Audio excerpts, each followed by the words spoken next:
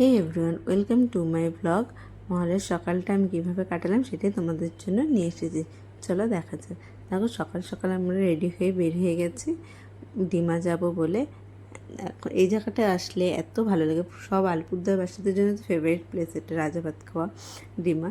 চলো যাওয়া যাক। দেখো এখানে দেখো শিব ঠাকুর যে আছে, এই জায়গাটাকে বলে মধুগাছতলা। এই জায়গাটা খুবই জাগ্রত জানো। এখানে যে শিব মন্দির না, ঠিক গাছতলায় যে শিব ঠাকুরগুলো আছে খুব জাগ্রত। তোমাদের সাথে কথা বলতে বলতে দেখো ডিমাও চলে আসলাম। দেখো ডিমায় ভিড় দেখো। আর ওই দিন এত রোদ উঠেছিল, মানে কি বলবো, রোদ্রে পুড়ে যাচ্ছে, কিন্তু তাও আমাদের তো আসতেই হবে। আর আমার আসতে অনেকটা বেলাও হয়ে গেছিলো, মামাম ঘুমাচ্ছিলো, তাই ঘুম থেকে তুলে আস্তে আস্তে আমাদের 7টা 7:30 বেজে গেছে। আর প্রচণ্ড রোদ উঠেছিল, তাও দেখো কত ভিড়।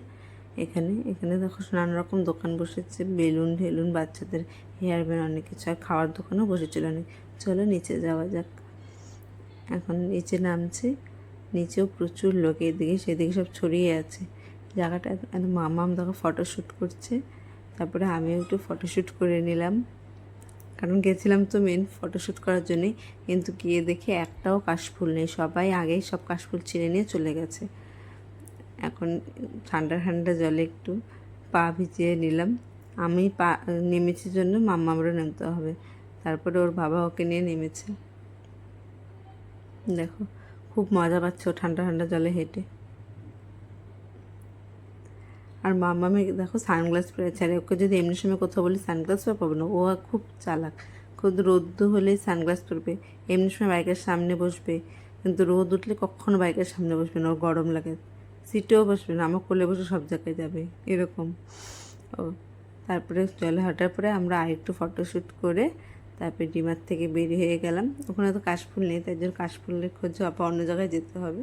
দেখো ও বাবার সাথে ফটো তুলছে, ফটো তুলে আমরা বের হয়ে গেলাম। আর রাজা ভাত খাওয়াতে তো আমাকে তান্দুরি চা খেতেই হবে। আর বিকেলবেলা গেলে মোমোটাও খাই, সকালবেলা গেছিলাম যেন মোমোটা খাইনি। দেখো তান্দুরি চা খেয়ে আমরা আবার আরেক জায়গায় চলে গেলাম ফটো তুলতে। এই জায়গাটা যেন খুব সুন্দর, চারিপাশে কাশফুলে ভরা ছিল। দেখো মাম্মা আমার আমি হাঁটছি, দেখো চারিপাশে কাশফুল ভরা, খুব সুন্দর এই জায়গাটা। আর এখানে নৌকা ছিল, ফার্স্ট টাইম মাম্মা নৌকায় চললো। মাম্মা আমি নৌকা করে নদী পার হয়ে যে এই জায়গাটাতে এসেছি। খুব সুন্দর ছিল এই জায়গাটা। কেমন লাগছে তোমাদের জানিও। আজকে ব্লগটা এখানেই শেষ করলাম, টাটা।